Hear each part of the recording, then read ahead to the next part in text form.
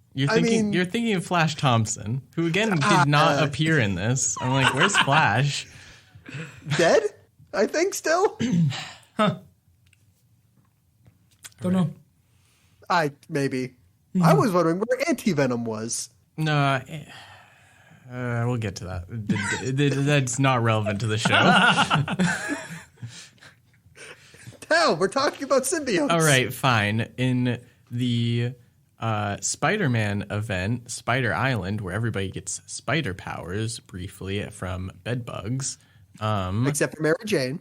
Yes.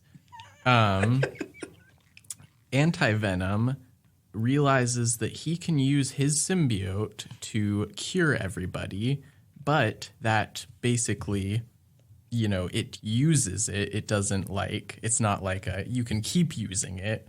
And so Eddie Brock has to sacrifice his anti-venom suit in order to cure everybody. I think that is one of the cures because, oh yeah, that's right. There's a vaccine and a cure. The vaccine is to give people the mutant ability to know what direction north is. Oh, yeah, that's right. I remember some part of that comic.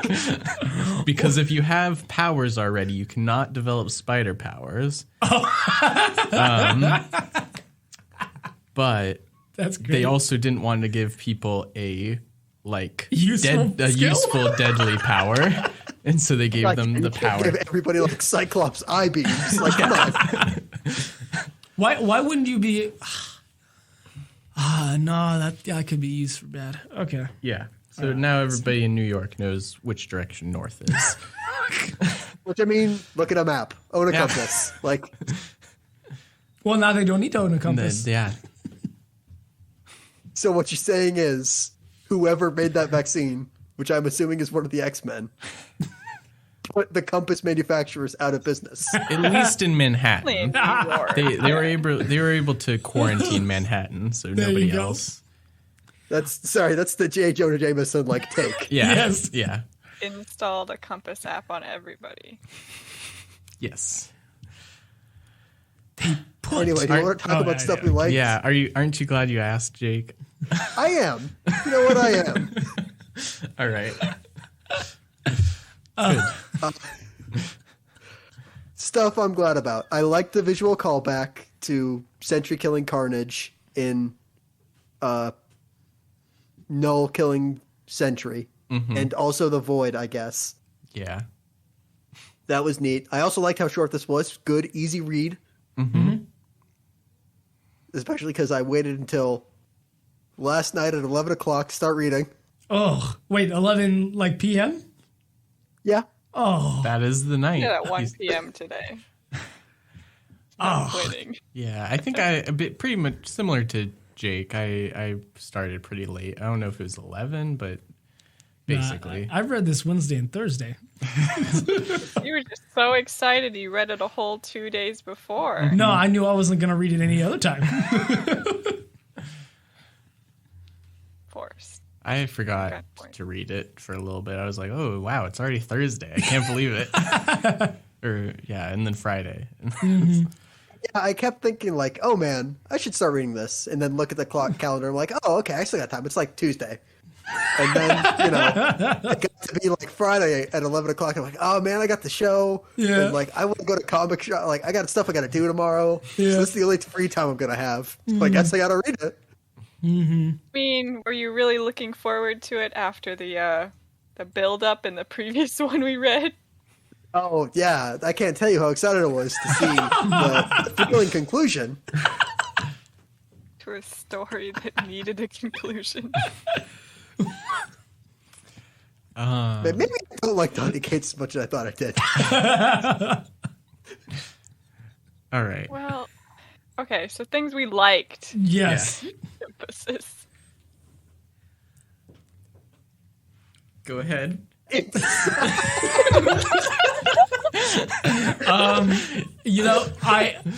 I'll say this. I was entertained.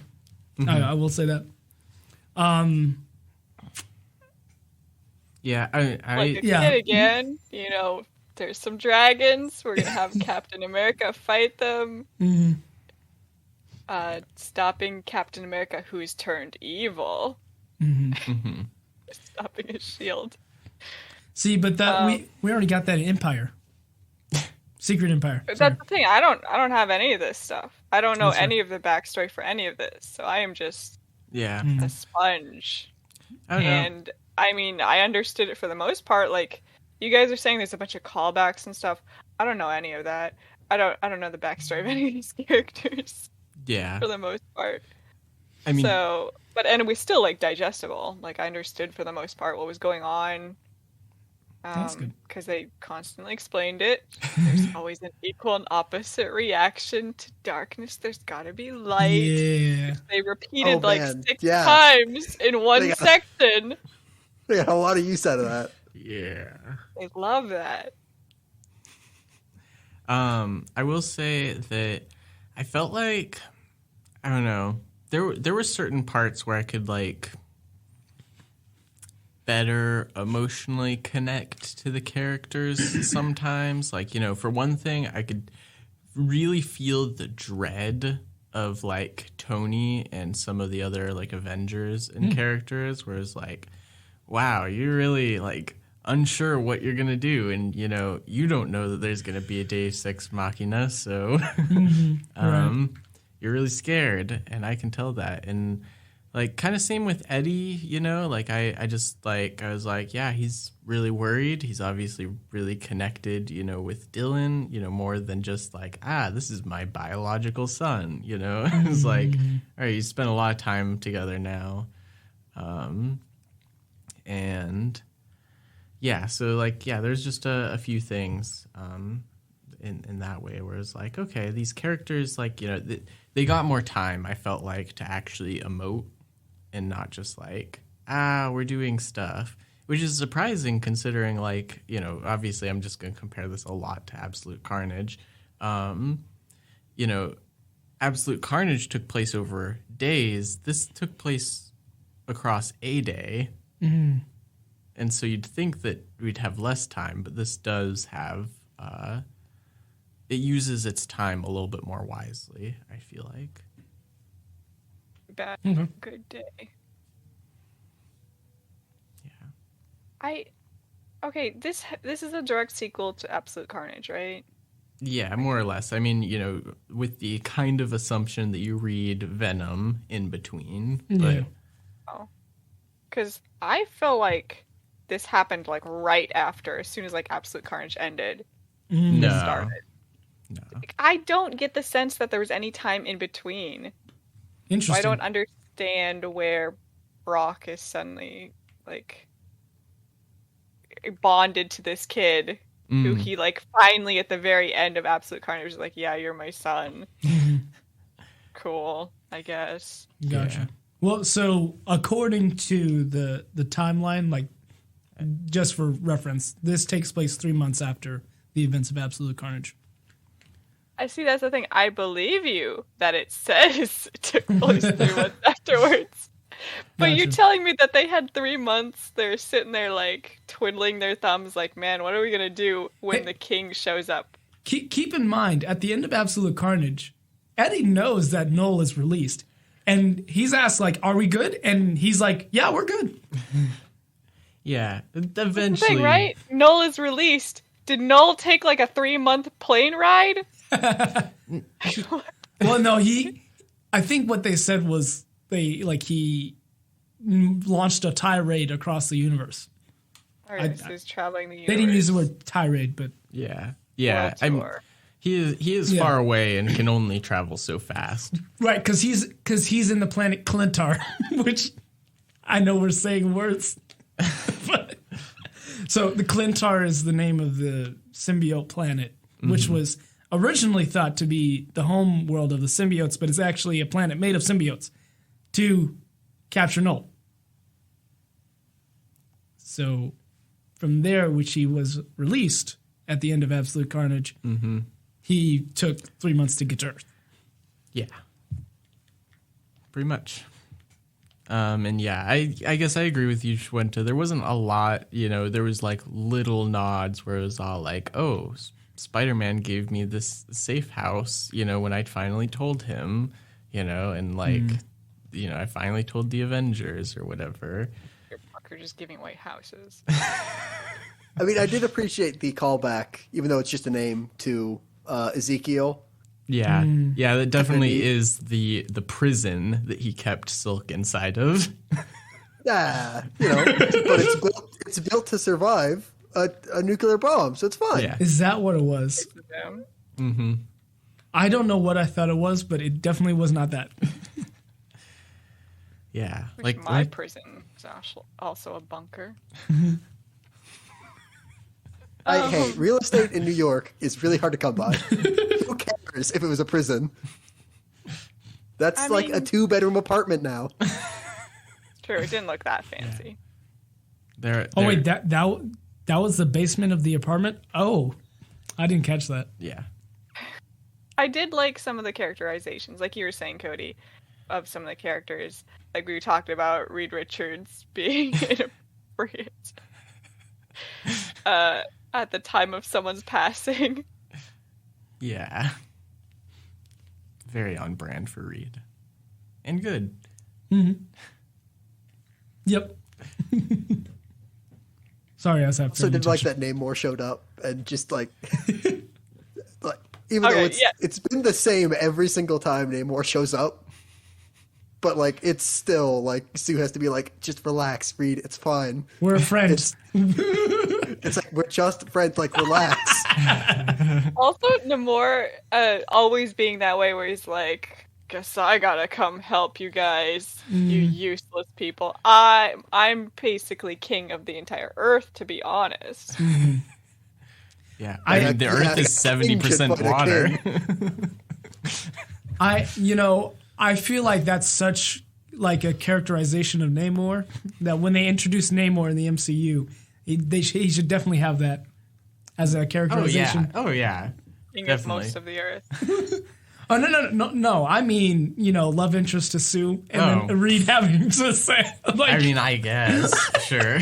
Like, I mean, I do want that too, but I think. Yeah. Mm-hmm. I think. Yeah, I mean, Jake already said, but it's pretty tightly paced story. They do some. I mean, this gets into the art a little bit more, but they do some interesting like panel layouts that I'm not sure. I definitely didn't hate them. That's glowing review. Is that praise? It could be, if you want it to be. Oh, it's like a Schrodinger's compliment. Like it's either did something there. Yeah. It is both. Boy, this is a layout that they did in this comic. It definitely wasn't boring. Yeah. Despite a lot of things happening. Yeah. Yeah. Like, I kind of was expecting to be bored. I was like, oh man, a whole 163 pages or something. Mm-hmm. Like, I'm reminded. Is it really how long it was? Yeah, 160. Huh, that's not the version I read. Mine was like 139. That was a breeze for 160 pages. Pretty sure. I mean, like, give or take, sure. like 10 pages for like the cover and the back cover and the publishing information, blah blah blah. Oh. But, Okay. But yeah, I was a little bit like Jake, where I was like, got towards the end, and I was like, well, they gotta solve this somehow. They only have like this many pages left. Something's gonna happen. So 163, yes. When you said I definitely wasn't bored reading this, it reminded me of a comic that we read. It was like it had something to do with a woman on a ship, and there was a ghost in the ship. Yes, I know which one you're talking about. I don't remember the name of it right now. That's the Ghost Engine one? Yeah. Yes. It's Outer Darkness. Southern Cross, that's it. Oh. Outer Darkness was good. Yeah. Yes, Southern Cross was the one where I was like, okay. By Becky Cloonan. Wait, so we read two things with a Ghost Engine ship? Apparently. I think you're thinking of. Oh no, I'm thinking of Trillium, but that was time travel. Yeah. No, I think both of them were that way, but Outer Darkness is like, this is a ghost engine. We must feed it like things. Darkness leaned into that ghost engine. They were like, yeah, traveling the world is brutal, or traveling space is brutal, and we have to fight ghosts constantly using magic math. And that was the best. Yeah, that's really cool. Southern Cross. Outer Darkness, I think, was like, oh, it's getting hungry now. We need to constantly feed it in order for it to be sated. Yeah. Yes, okay. I was talking about Outer Darkness. Yeah. Southern Cross, which you're referring to, is where Lady stumbles across the fact, well, she sees the engine and she sees a person in the engine, and she's like, what the heck? Well. Sleazebag doctor. Yeah. Huh, I thought it was Outer Darkness that they had. Oh, you're right. I only read one of these, so I'm a little lost. Yeah, I don't know which one it was. Right. Okay. So I thought the math.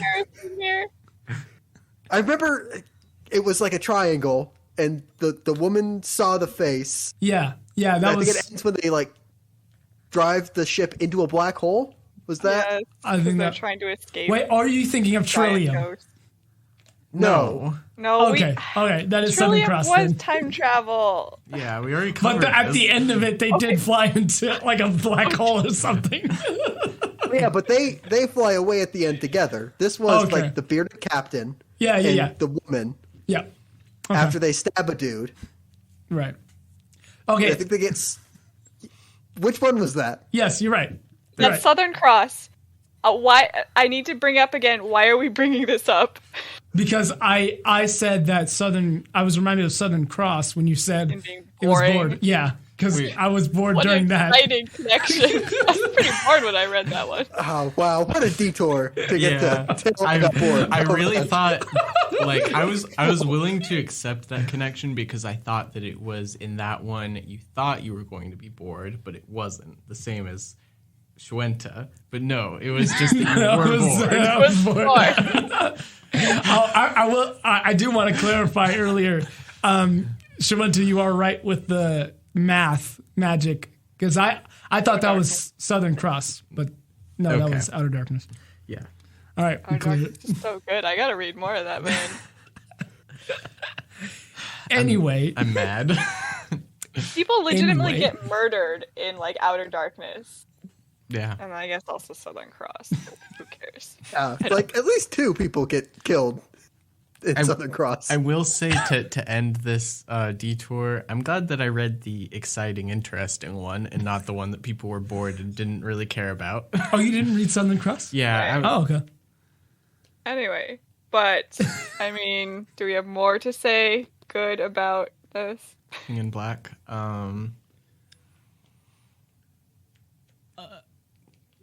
No. I guess I didn't hate the experience. Right. Good. I just to reaffirm what I said before, I was entertained with the story. So. Okay.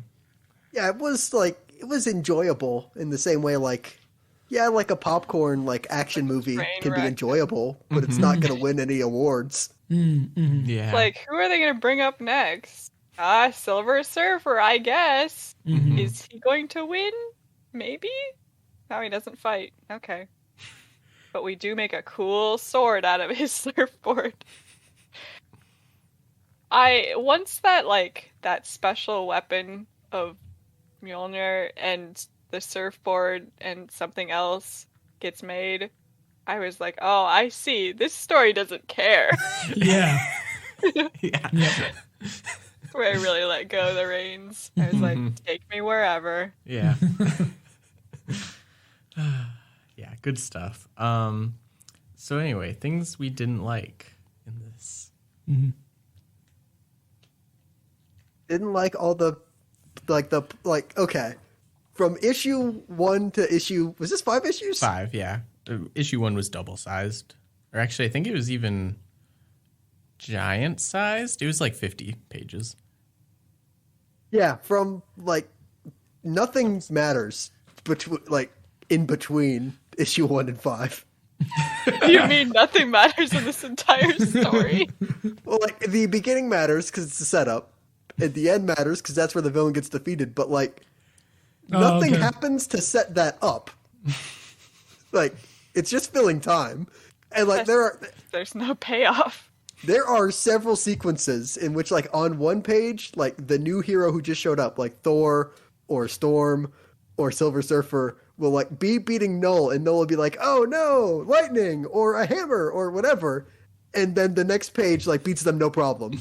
So it's literally just for us to think, oh, this is how they beat Knull.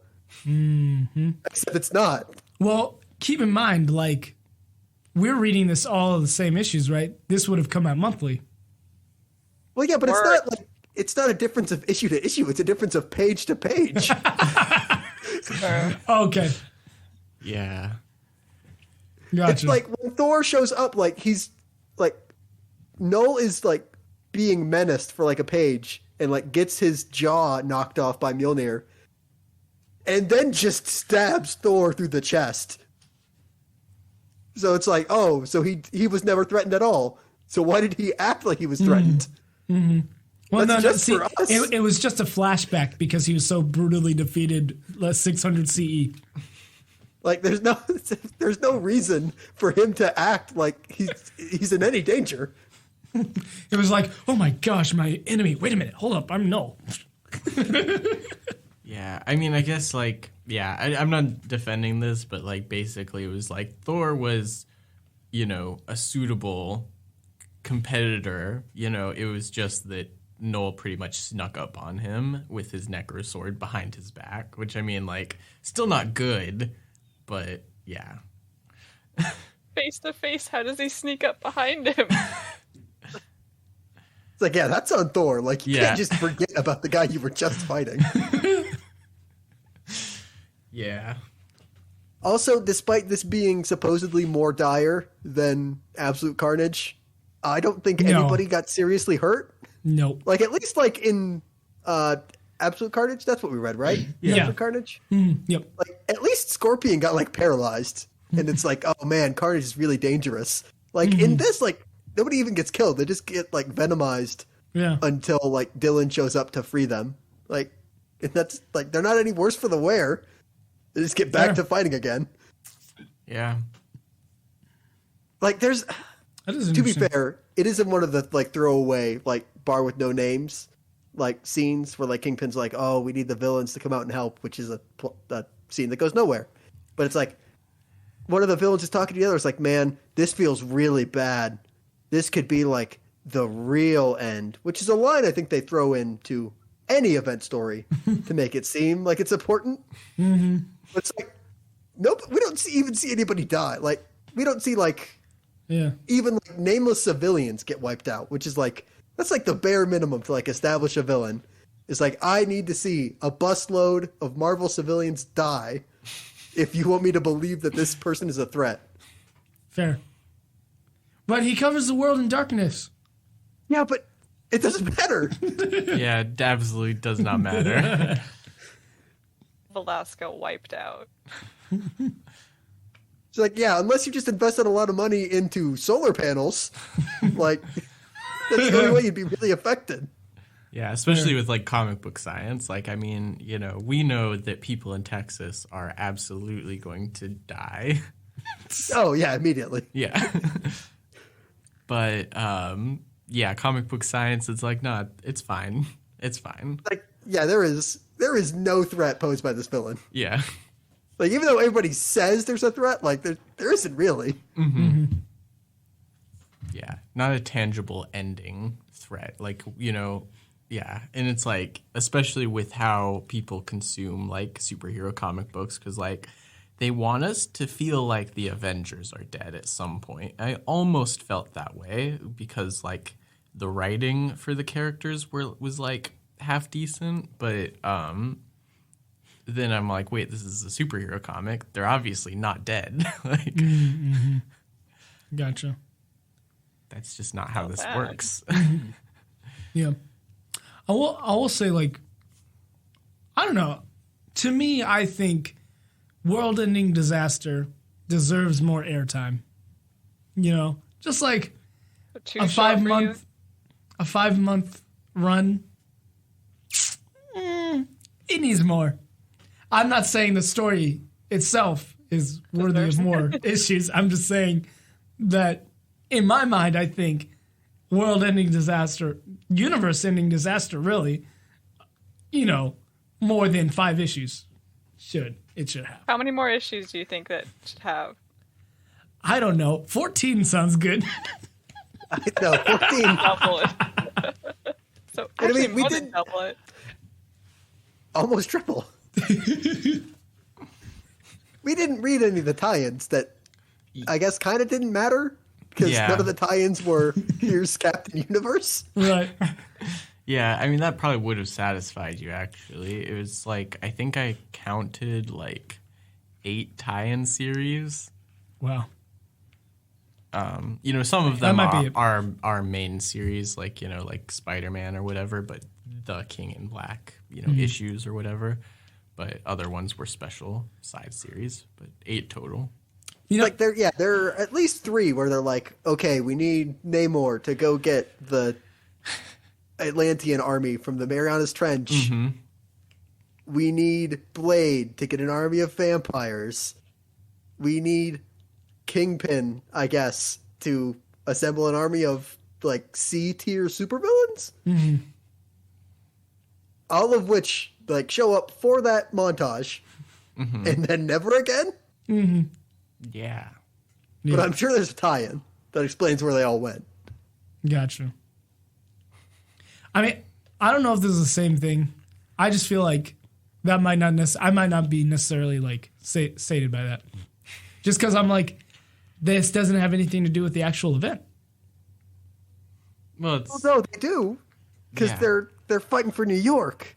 I mean, That's We fair. see that in the main series. By Okay, not seeing them at all. Okay, I was thinking the tie-in series were like everything leading up to this event. no. Okay. It is happening at the same time. Okay, all right, that's Yeah. fair.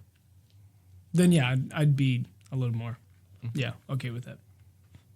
Oh no, I'd definitely be okay. Yeah, because again, I thought you were talking about leading up to it. No, I would be okay with Yeah. that. Yep. I think the only lead up is Web of Venom. Probably. Plus Venom. And the main series Venom, yeah. You gotcha. Yeah. Really exciting things happening off screen. Yeah.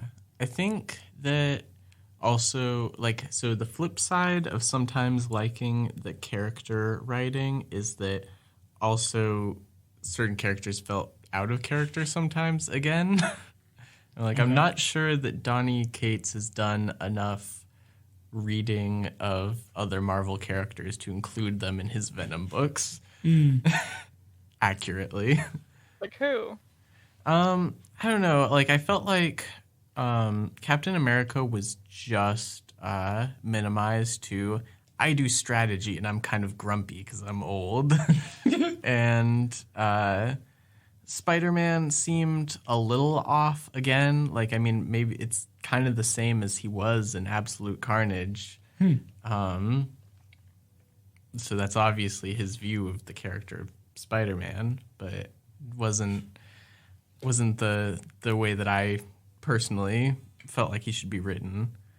Hashtag not my Spider-Man. To be fair, Spider-Man's in this a lot less than he was in Absolute Carnage. True. Oh yeah, that's right. And then what was going on with Professor X? He was being like, this is like, dude, this is not the moment to be poetic. Hey, you know, when you have Krakoa and, you know, you're finally getting along with Magneto and Apocalypse? Yeah, he's there. I Why mean, not? yeah, now is the time, because everything's going well for you, so start to indulge a little bit in some John Byrne or whatever. Okay, so question about Professor X. Why does he look like that?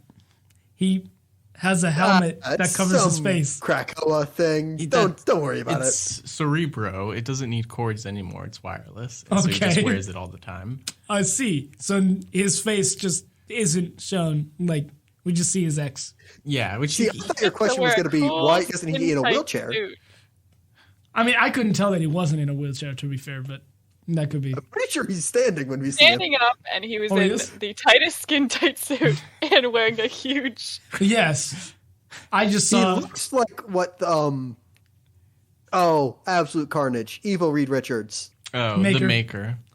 Yeah, he looks like what the Maker looked like. That's fair. A little bit, yeah. Very visually similar, but no, yeah. Giant Cerebro wireless helmet, and also cloned body, so he can that's why. stand. Gotcha. That brings me to the second thing that I wanted to talk about. Doctor Strange. So he's in it. Mm-hmm. But also he does this transformation. Yeah, what the transformation was. Don't know? Yeah, no clue. You gotta read Doctor Strange and also figure out why he's training Black Cat as the magic user. I thought Black Cat was doing an Iron Man thing. No, because he's all like, Black Cat, Felicia, give me my staff, and then he transforms into like a magic god. Well, I mean, this might but I saw a comic today with a Black Cat in an Iron Man suit. What's the deal? What's happening?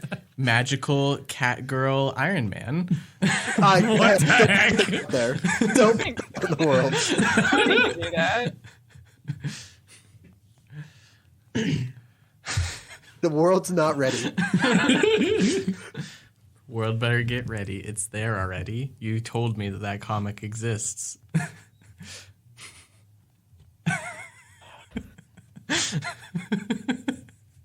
Why does he turn into a god? Does he do anything with it? No. Nope. Don't know. Doctor Strange. It's so they can do that cool like red power, blue power, green power like combo move that doesn't do anything. Yeah. I don't know. Maybe it does something in the tie-in.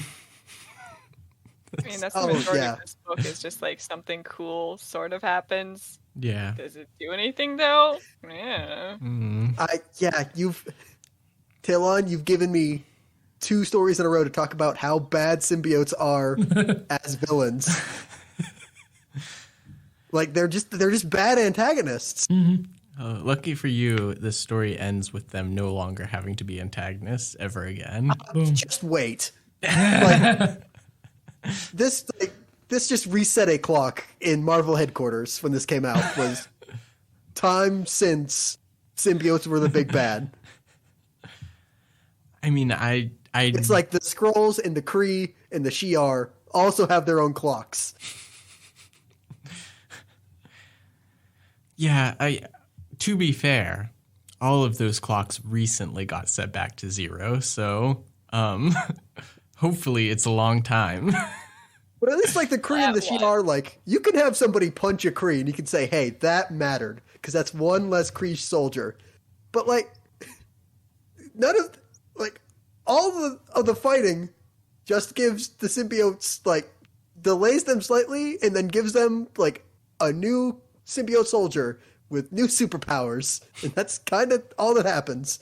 Except it doesn't matter because we don't ever see any of them do anything except either get venomized or devenomized. Yep. You're not wrong. The only response. Yeah. Okay, so I got a little bit of an answer on the Doctor Strange thing. Okay. So in another story by Donny Cates, Donny Cates. Loki is a villain for Doctor Strange that he has to solve. In order to do so, he got Asgardian magic to defeat Thor or Loki. What? Isn't Asgardian magic just extremely advanced science? That's MCU logic. Okay. And so basically he stole that magic, returned it once he defeated Loki, but some of it was left behind. And so he kept a relic that was like a magic tree and was able to use it. And so, yeah, that's to do what? That was my problem. I mean, that's not the answer. That was not the question I had. So I had my question answered. You were worried about how he got the power, not what he was going to do with it. Yeah. It's so he can do a super move. Like, it's just Doctor Strange's version of Super Saiyan. Like, it doesn't matter. Yeah. Oh, you mean so he could do a magical girl transformation? Yeah. Yeah. And that's it. End of episode. Mm-hmm. Okay. This is not a good event, I don't think. Yeah. Like, even as far as event comics go, like, I don't think this is very good. Yeah, I would agree. I liked it better than Absolute Carnage. No, get out of here. Yeah. No. Much better. You liked Absolute Carnage more? Yeah. Well, okay, no. I do like it more, but I take more issue with the fact that you like this more than Absolute Carnage. Wait, no. You can't have it both ways. That's fair. Okay. Here, this will sound like I'm defending Talon, but hear me out. I think Absolute Carnage had better stakes, but I like the action in this more. It's a slog to read Absolute Carnage. That's literally all I remember. Oh, yeah. It wasn't very enjoyable, but it did feel like more was happening in Absolute Carnage. More consequences, potential consequences at least, versus this where like, it'll be fine in the end, always. This event just may as well have not happened. Because like we are in like exactly the same place we were before this event happened. Yeah. Oh yeah, that also reminds me of another thing that didn't matter that I have to complain about. Because good. I was just like, I was like, oh, that's interesting when they were like, doing the advertisements for this.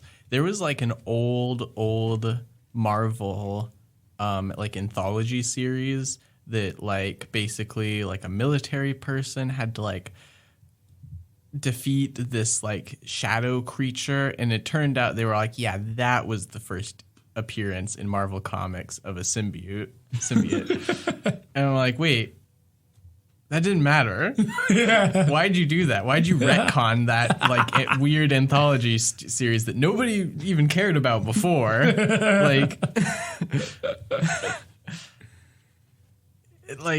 I mean, I think that's interesting. I will say that. I mean, yeah, interesting in theory, and then they didn't do anything with it. Yes. It wasn't even on the timeline. Oh, it wasn't? Oh, No. Never mind. No. I mean, I'd still be mad about it, but I'm just saying. Like, they just said that. Yeah. And then... Yeah, it's just like the retcon that, like, symbiotes made it to Earth way before Spider-Man brought it back at the end of Secret Wars. It's like, it just matters so they can do, like, Savage Avengers? Yeah. Yep. It's just so they can do Savage Avengers and, like... Whatever it was. I remembered what it was, though. It's Avengers 1 million BC. Interesting. Oh, yeah, that's the one with Odin, right? Yeah. And the Phoenix? Yeah. Wait, the Phoenix as in the Phoenix Force? Yeah. Oh. Anyway, go on. Sorry. I had to say it because I did remember. Go ahead. Yeah, it's just so they can fight a big symbiote thing. Like, it doesn't matter. Like, it doesn't change anything. Yeah. Like, it's just so they can say, oh, that was a symbiote. You thought that didn't matter, but we'll say it matters to maybe get people to buy it, except it's an old out-of-print book. So you can buy it from collectors. Yeah. Sign up for Marvel Unlimited so you can read it. Yes, you can read one book from, like, the 80s? No, earlier. Like, this was like a 60s book. Oh. Yeah. Gross. Okay. Yeah, this book just isn't very good. Yeah. It's easy to read and it's technically enjoyable, but it's not good. Mm-hmm. Yep. Yeah. So this is more of like, I guess, a general question. Like, how would you be able to have stakes knowing that, hey, this is a superhero, like all these are superheroes, like their story has to go on? Well, choose one superhero who doesn't have an ongoing title, kill them. Or better, just have some significant change in their story after the event. Like, even the only change that needs to happen isn't killing somebody. Yeah. Okay. Like, the only thing that does happen for this is that Eddie becomes the new King in Black, and that obviously spins off the next arc of his story. Okay. But, like, that isn't stakes, though. We have to have, like, a danger that's possible, and maybe even that danger come to pass, but not, like, a physical death danger necessarily. But, like, Because that's what happened for Absolute Carnage, is we had a danger in that Knull could be awakened and then come to Earth. And then we thought the heroes were going to beat it, and then they didn't. And then it's like, oh no, now the worst has come to pass. Knull is on the way. And then Knull gets here to kill a sentry. I guess I can't say that. Oh, yeah. The solution is to kill somebody, because he did kill somebody. Also, but I mean, like, I'm sorry, Sentry's his name is basically Bob. Superman. Listen, he's still wearing the gold suit with the big S on it. Well, no, I'm not correcting you. I'm just saying it was like it was hard to take it seriously when everybody was like, "No, Bob," because Bob's just such a mundane name. But also, it's technically you are correct, because he's not just Sentry anymore, because Bob is what he called it after he combined himself as Robert with the Void. And so he was living in balance, so he was Bob. Oh, okay. So technically it's different. Okay. Sorry, I wasn't going there, but sure. So you're right, technically. Also, is the Void free, or was the Void just in Sentry's head? Is that a real thing, or like a... It changes. Well, he was like worried that the Void was going to be free. I'm like, is that a lasting consequence? Sometimes it's just like his inner demons. Sometimes it is like the physical manifestation of entropy. But they can't have that because Knull's here. So he has to control that. But then he's not going to use Void, even though Void almost ended the Marvel Universe at some point. Obviously can't use that.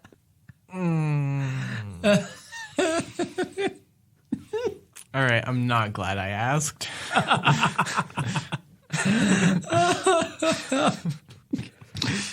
It's dumb. And I think it happened in Doctor Strange, and he became Bob. All right, well, good for Bob. Rest in peace. Yeah, Bob. It was good for him until he died. You don't even recap that at the end, though, do they? No. I think Bob will just reconstitute himself, because I think he Sentry just has subtle matter manipulation powers. That so I think can't it'll show be. back up. Absolutely not. You cannot tell me. Absolutely does. Don't. Do not tell me that the only thing that actually happens in this book isn't going to happen. No, it did happen. He died, but he will just reconstitute himself like nothing happened. To be fair, Eddie did die too. Yeah. But he also got better. That's the best way to say it. A lot of things happen in this, but it just gets better. I mean, yeah, technically, yeah, a lot of stuff does happen, but the Earth got covered in a symbiote, but the Earth got better. Yeah. It's just not a lot happens. Yeah. This didn't need to be an event book. This could have been strictly in the pages of Venom. Fair. Ooh, okay. Yeah. So, and it's he covered a city in symbiote, so heroes can't get in. And then, the heroes on the outside work to get the God of Light in, and then it's man. It's the same events happen, but it's not over the world, so it doesn't feel like this supposed to be world-shattering event doesn't matter. Fair. You could even keep it as New York, because that's all we see. Yeah. It's cool, though. You're not a world ender if you just take over New York. But the only thing he wants is in New York. Yeah, sometimes reasonable small-scale goals are more important than the large-scale. I am going to take over this old Danish colony. So question. Is this event better or worse than House of M?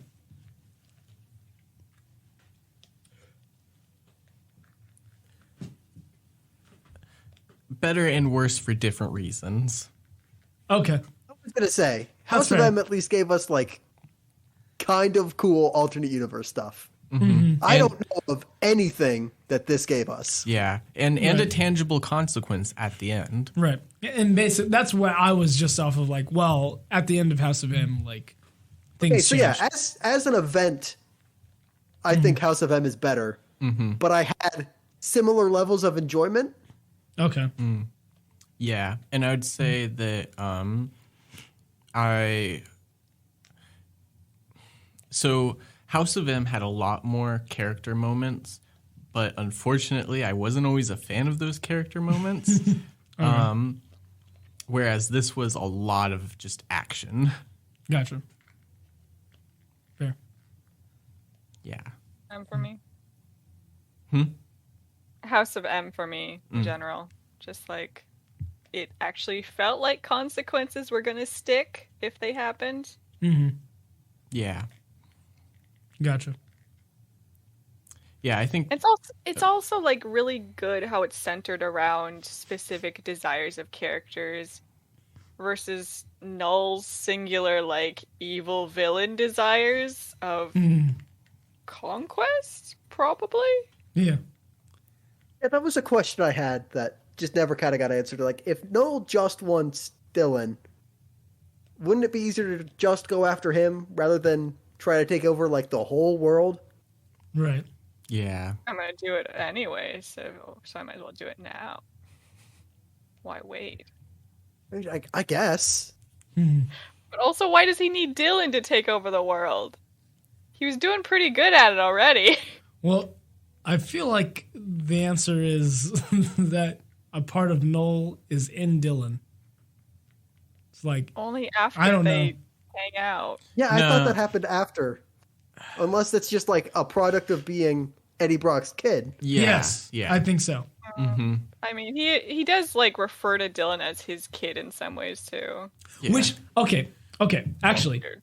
this is a somewhat relevant question. All right. All right. So, Eddie Brock just having a kid, how does that result in the kid having symbiote powers when, as far as we know, Eddie is just a normal dude who the symbiote bonded with? Versus Carnage, who literally has the symbiote inside of his blood. Don't worry about it. Yeah. I mean, also, does that mean that, like, I mean, obviously, as people are mad about at different points in times, main universe Spider-Man does not have a child. But in universes where he does have a child, do those children have the same powers as Dylan?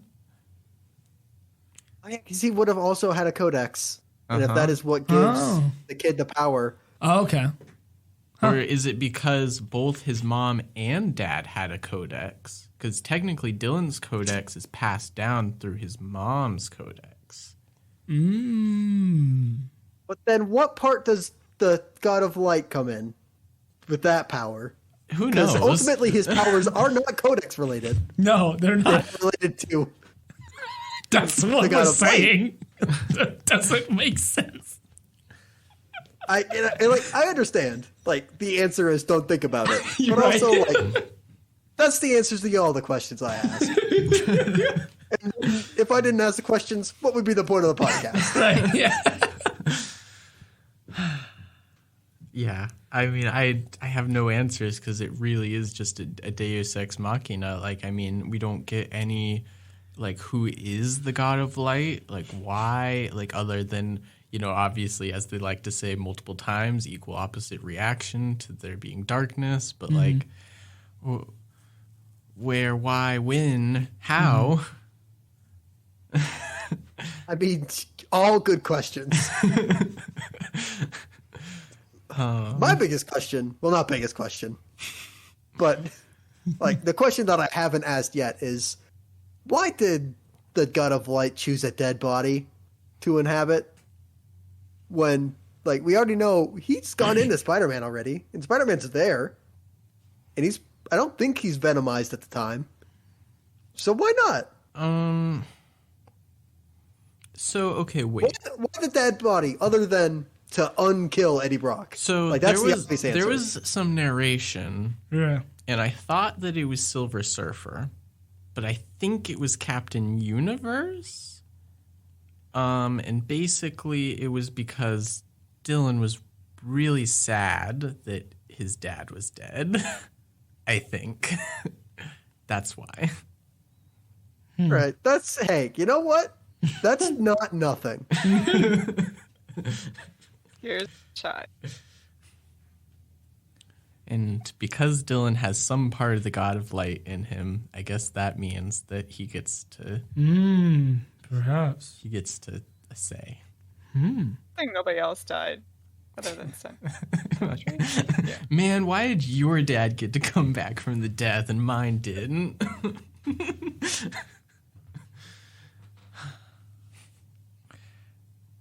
Funny. Anyway, is there anything else I didn't like about this book?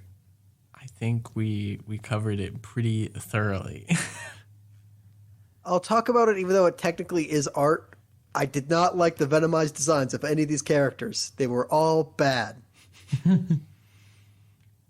All right, anything else? And then we can just get into the art, because that is the next segment.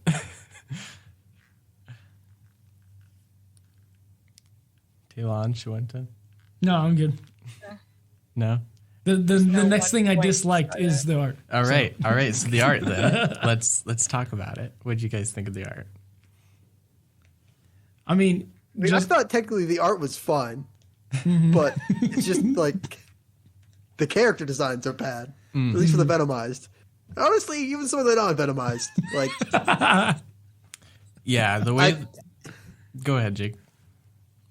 Like, don't like Knull's design. It just looks kind of ugly to me. Thor's design after Donny Cates went on, like, never really jived with that design. But that's not a problem with this book specifically. So, but yeah, I didn't like it's just Spider-Man when his suit gets torn. Like, it just looks like an awkward tear. Like, always with the tuft of hair coming out. Why? Just to remind us that he's not like bald under there. Like, we know he's not bald. Yeah, and yeah, the way that it's like torn around his mouth, I'm like, did somebody grab it and tear? Like, why were you grabbing his mouth? Emote, Cody. I guess. I don't know. His eyes are enough. That's the whole thing. The darkness around his eyes move, even though that's not how masks work. It makes no sense.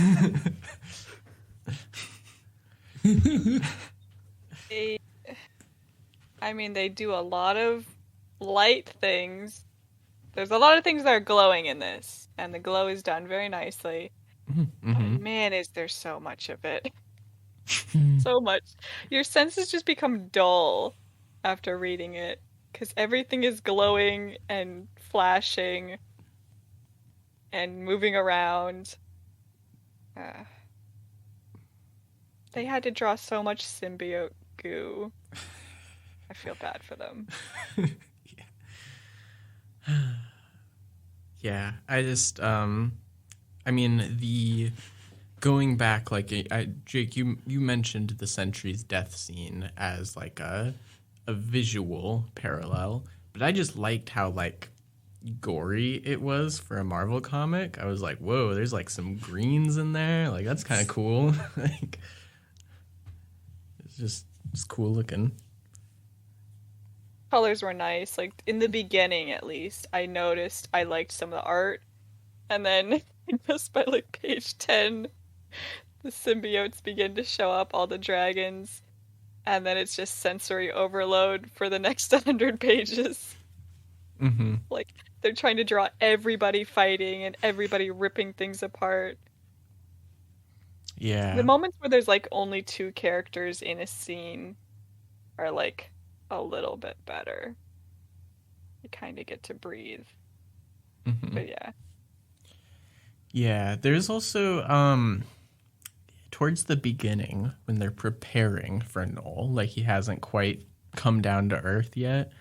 There was a scene, I'm trying to remember, but it's like the Avengers and they're like, I don't know, in a You mean bunker with Tony? Yeah. Yeah, that's the one right before the dragons show up. Yeah, and I just felt like there was a lot that was wrong with that panel. Like, I wish that I had it in front of me, but. Well, She-Hulk is there. Oh, yeah, that's right. Oh, She-Hulk's hair. Her hair is an M shape. Why is it like that? Oh, yeah, bad muscular She-Hulk.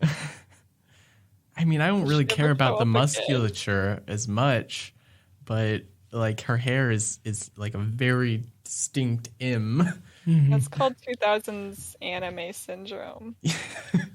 To be fair, Eddie has that kind of hair too. Not as strong. Yeah. And then also on that same panel, I won't get too into it, but Captain Marvel just looks cold in there. Oh. Yeah. I was about to be like, yeah, the color scheme is kind of cold. Got what you meant. I mean, that's the thing where like Charles Xavier's like outfit, I was like, Jesus, nothing left to the imagination. Charles. Especially when he's acting so smug and weird. I was like, this is weird. Yeah. I mean, maybe that is just his characterization now. Maybe that wasn't out of character and weird, but I'm like, Charles, stop being such a weirdo. Like, yeah. Mm-hmm. They're just standing around arguing. Man. Yeah, okay, so I will say I take back what I said about the art. I find it all right. But in the beginning, like the first 2 pages, I didn't like. And it's because it was like what felt like to me a different art style than the Absolute Carnage. But like looking back at Absolute Carnage and looking at this, I'm like, I don't see what I thought. Like, I don't see the difference very well. You know what I mean?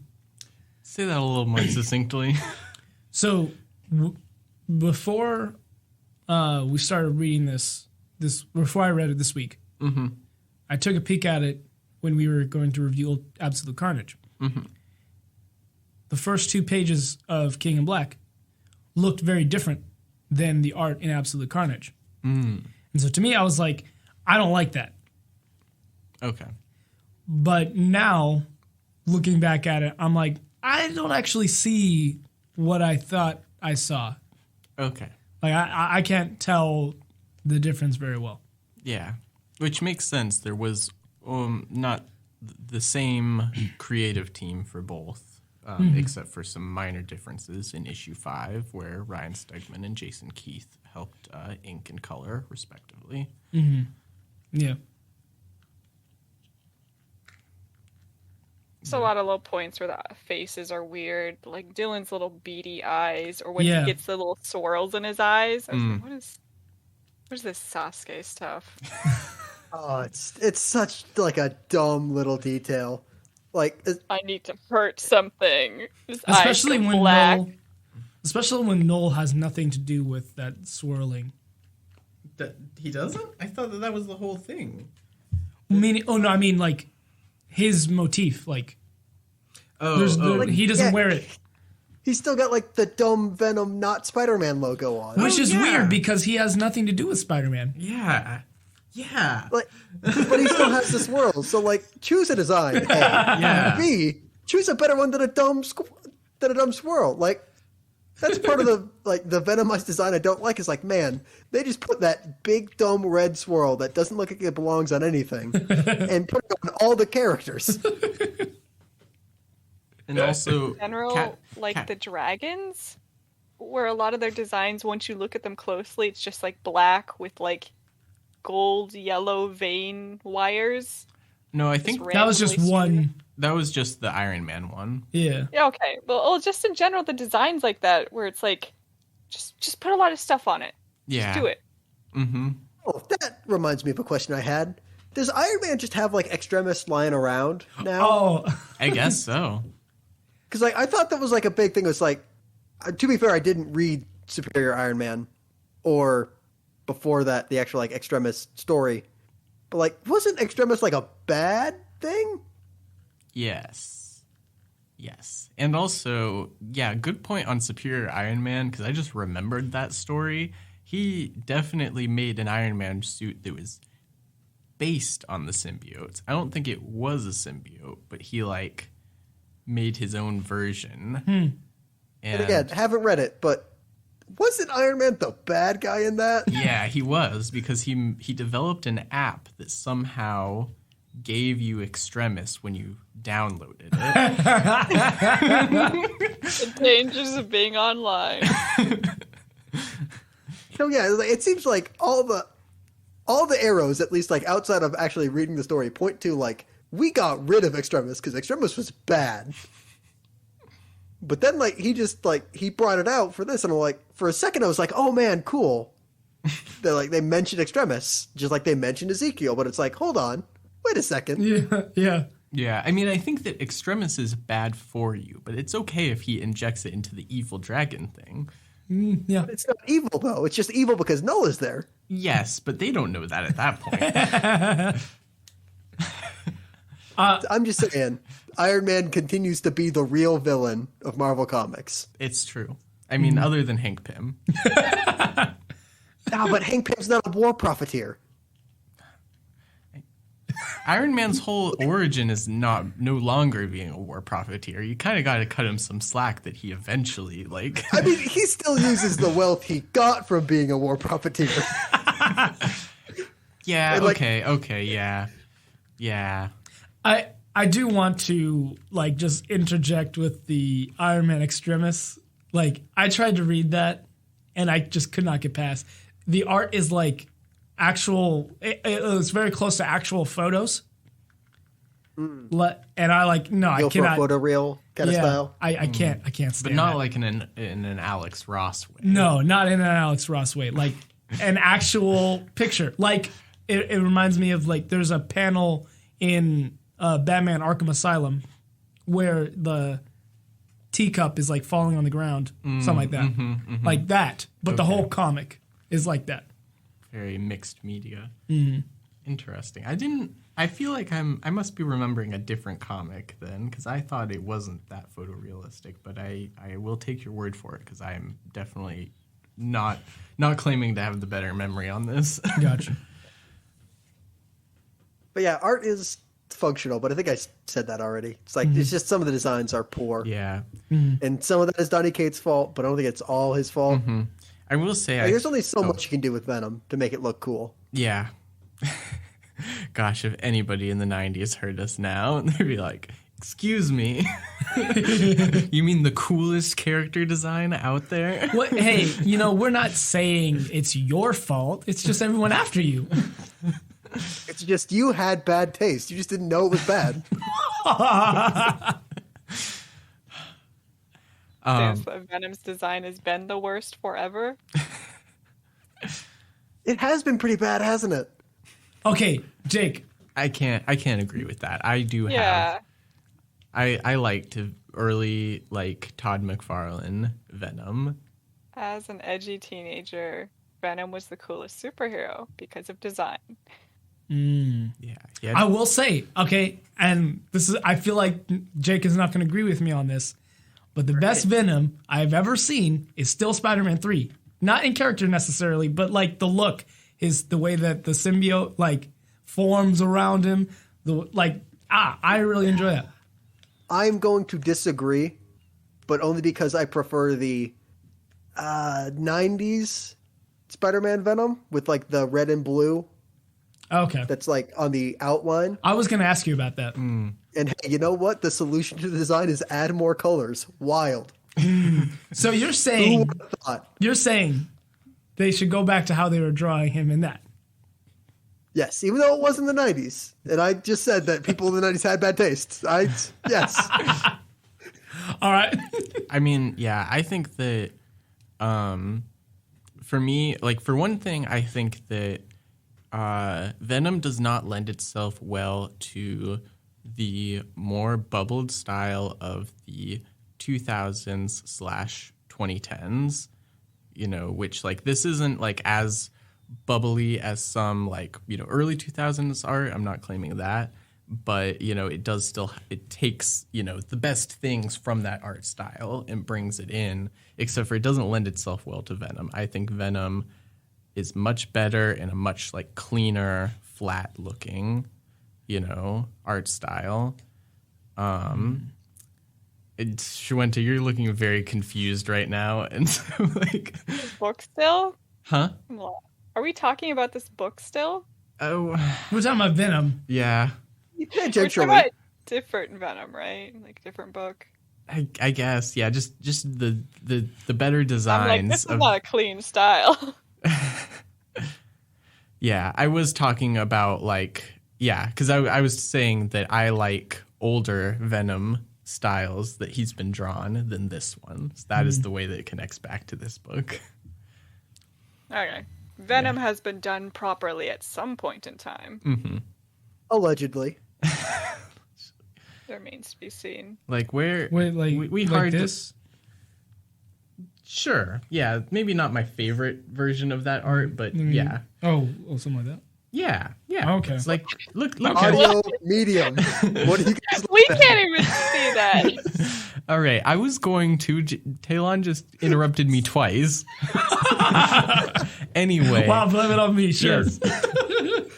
Anyway, I like the big, gnarly teeth, long tongue, big drool. Yeah. Oh, Lethal Protector. Yeah, sure. Yeah. Okay. Oh, my God. I can kind of understand that. Anyway, though. No, I would agree with that. Cool. I'm glad we agree. So, yeah. That is my feelings on the art, though. And one time I did see, I don't think it was for this series, but it was his work on Venom in general. I saw Ryan Stegman's pencils, like just the plain pencils for Venom, and I really had trouble telling what was even going on. Always a good sign. Yeah. I think whoever did the color for this did good with what they had. I agree. Frank Martin and the 5th issue working with Jason Keith. Good job. Yeah, they got their money's worth out of their colorer. Yeah. I don't know if Clayton Cowell did anything like great, but it was a good job in me not noticing the lettering in a way that it's bad. So yeah, hey, you know what? Yeah, sometimes it's like a continuity director. Mm-hmm. If nobody notices what you're doing your job right. Yeah. So, yeah, props to those guys. No, unsung heroes. Mm-hmm. I'm looking at more Venom photos, and I agree with Cody on that one. All right, already established, teeth. But cool. I'm really glad that you super agree with me. Yes, I super agree. Glad right. you are continuing to agree, given like the minute and a half difference. Hey, you know, it took me that long to find it. All right. Anyway, I feel like I can guess the answer, but read more Venom? Another Venom event? What do you guys think? Please, Talon, I understand it's not your choice for a couple more weeks, but please do not choose another big Marvel event. Yeah, that's fair. Like, I know I am not innocent because I chose House of M. Like, we got to stop. We got to choose something else. Hey, I was just going until this story, so you're good. Wasn't here for the other episode, the House of Carnage, was that it? Absolute Carnage. Absolute. Source of M was Carnage. But I did read it at the time, and if I had been on the show, I think one of my comments would have been, "Man, it sure would have been cool if we actually got to see the consequence." And I got to see the consequence. I got what I asked for. I don't want any more. Yeah. I've had enough consequences of my actions. No, see, I was just thinking, we have done Marvel for last month. I mean, not Schwenta's. Okay, aside from Schwenta. We need, so it's even longer, but we need to have more DC. Let's go. You know what, Talon? I think you're right. We need to find other sequels to things we've read. Yeah. Which is why I'm going to make us read the next 4 volumes of Vinland Saga. Whoa. Hold up. I thought one volume is 400 pages. It is. No. How many pages was Saga in the end? It can't have been less than 1,600. It felt like 1,600. Wait, I think we had a longer time to do it, right? Yeah, we did. And also, okay, it's not Schwenta's turn yet.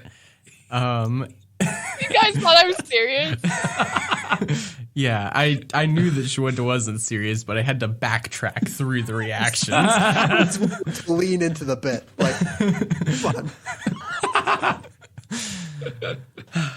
Fun. Yeah. So I don't know where to go with that anymore. Would I read more Venom? People should read Vinland Saga. That's not where I was going. Okay. The superior title that begins with V. Oh yeah. Also, I was going to say before you were going to answer the question at hand. Also, I picked Batman Year One. So. Oh, you're right. Right. Yeah. Okay, so we've only done it 3 times. Okay. Yeah. All right. Fine. I've had enough though. Yeah. All right.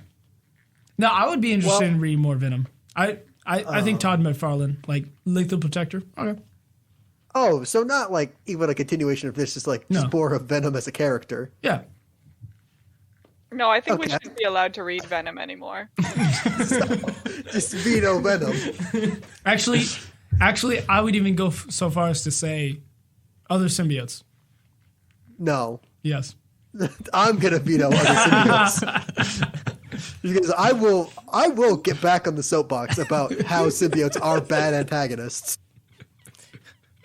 Well, no. This one is a protagonist, I think. Only sometimes. And they're still bad as protagonists because they also can't be harmed. We need a super majority to veto, and I will also add in my support. I like how you said that it could have been a tie. Yeah. You just ultimately agreed. No. It still is a tie, unless Schwenta says she's not. Oh, wait, no, she did say. Schwenta said. Okay, never mind. All right, super majority. Anything. I will gladly veto anything to ruin your day. I'm okay with being the lone advocate. You'll just have to read Venom all on your own. Yes. And say how good it is and how we missed out. Mm-hmm. I don't know if I'd say that, but I would read it on my own. Yep. It just might be bad, and then we didn't miss out. We're not stopping you. Yeah. Oh, so would I read more Venom? No. More Donny Cates? Yeah, because I already am. He's writing Hulk, and Hulk's pretty good. Oh. Interesting. Good for you. I think it's hard enough trying to write a story where you're trying to include every single character in the universe. Yeah. So it's kind of hard to judge based on that. Yeah. I'll maintain, I said this after Absolute Carnage. Absolute Carnage had me I was I want to read maybe the Donny Cates Venom. This one I'm kind of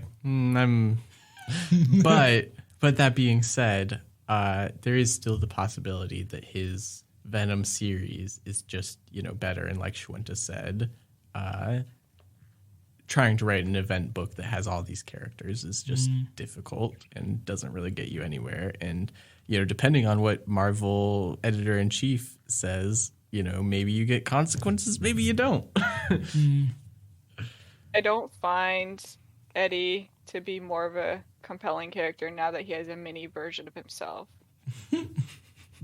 So I don't have much hope for him after this. Oh, I remembered something important that I didn't get to bring up. For all of, like, you know, Donny Cates really, like, cemented the Venom symbiote being its own separate personality and character. And then it goes away, like, halfway through this.